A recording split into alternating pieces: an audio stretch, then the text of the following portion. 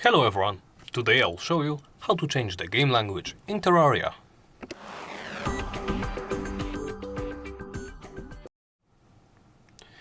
Let's begin by opening Settings. From here, select Language.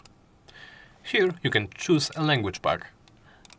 The default is English, but you could choose the different language upon first playing the game.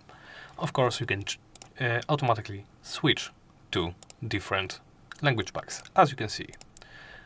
Available are English, German, Italian, French, Spanish, Russian, Simplified Chinese, Brazilian Portuguese, Polish, Japanese, Korean and Traditional Chinese.